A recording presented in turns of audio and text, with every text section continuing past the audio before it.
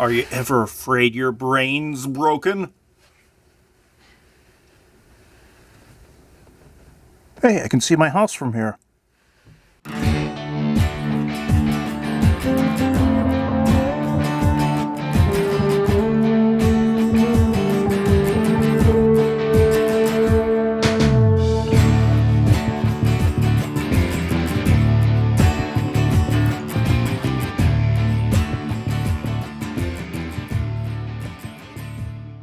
We were at Plato a little while ago, and one of the things that Plato believed was that rationality could set us free. However, can it? Let's talk cognitive biases. The first thing I need to let you know is a lot of this came from a TED talk that Harvard psychologist Dan Gilbert gave. Why we make bad decisions. I'm not going to force you to watch it here because it is a little bit on the long side, but I will put the link in Blackboard because it's well worth your time. After seeing this, I bought his book, Stumbling into Happiness, and it really changed a lot about how I thought about people, how I thought about rationality. His thesis is that we make bad decisions because our brain is not really wired to think logically. Cognitive biases are tendencies or patterns of systematic errors that deviate from rationality. Things that affect how we make decisions, how we act, how we judge, how we remember things. Humans didn't evolve to think completely rationally. We have to do shortcuts in our mind. When we have a dangerous situation, we don't have time to sift through all the possibilities. So, over the eons, we have come up with certain shortcuts. Giant saber-toothed tiger is coming and running towards us. Do we immediately think that it's going to be our friend and want to cuddle? No, we run. We tend to flee from threats. That's good in that case, but when you apply rules of thumb to things that don't fit, you end up seeing the world wrong. You end up making decisions about the world wrong.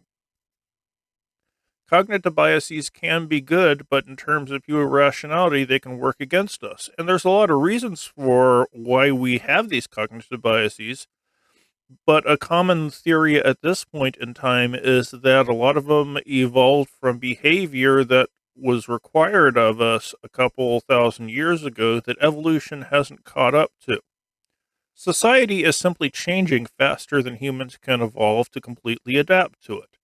A lot of our thinking is still rooted in hunter-gatherer societies. So we think a lot in terms that originate from hunter-gatherer societies, but we're not living in them anymore. And our mind hasn't quite caught up. This means that while cognitive biases can help us in some circumstances, we're often thinking about the world in a way which is obsolete. Let's give you an example of a cognitive bias at work. Say you wanted to host a big dinner party and you know you need to go get some wine. And you go to the store and you see a bottle of $8 wine, a bottle of $27 wine, and a bottle of $33 wine. The way we think dictates that we're going to get the middle one. We don't want to get the absolute cheapest wine because that's going to make us look cheap to our guests. On the other hand, we can't afford to always get high-end stuff, so we're not going to get the highest-end wine. We're going to get the one in the middle. Thing is, retailers know this, and if you're running a wine store, you're going to have some much more expensive wines. There's a $51 bottle of wine that's going to make that $33 bottle of wine look a lot more attractive and more people will buy it. They might never sell that $51 bottle of wine, but it will do its job in raising the average amount of money that other people will spend. What's going on here is we're having a weird perception of value. We are not really getting the true value of things. We're going by comparison's sake, but comparisons don't always work for us. Another example, and this one is also from the Dan Gilbert video. You were offered a choice of two income streams. The first one, you get 60,000 in year one. You get 50,000 in year two. You get 40,000 in year three. Or you could start off at 35, move to 45, and then move to 55 in year three. Which one of these two would you take? Now, the first blush answer is I'm going to want the one where my money goes up, because we have an idea that increasing is better than decreasing. However, if you add up the money you'd get, you're actually a lot better off if you go with the decreasing income because it yields more money at the end. We think immediately, more is better, not less. And we get tricked by the amount of increase. It keeps us from seeing absolute value. The formula that you can work is expected value is the odds of gain times the value of gain. An example, again, from the video. Say there was a lottery. There were 10 tickets, cost $1 to play, and whoever's ticket was pulled would win $20. There's 9 other people who already have tickets. Do you want the last ticket for $1? Well, this is a good deal because for a $1 investment, you could win $20. If you plug that into the formula, this comes up as, oh yeah, do it.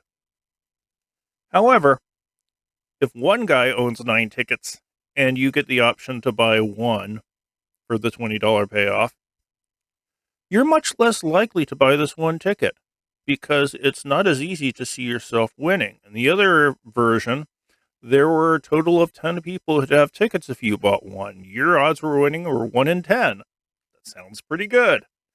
In this one, you're less likely than this guy to win, but your odds are still the same. Our mind focuses on the fact that this guy's probably going to win, so why should we bother? Even though the odds haven't changed from the previous one. This is an example of a cognitive bias. There are multiple types of cognitive biases, so let's go through some of the biggies.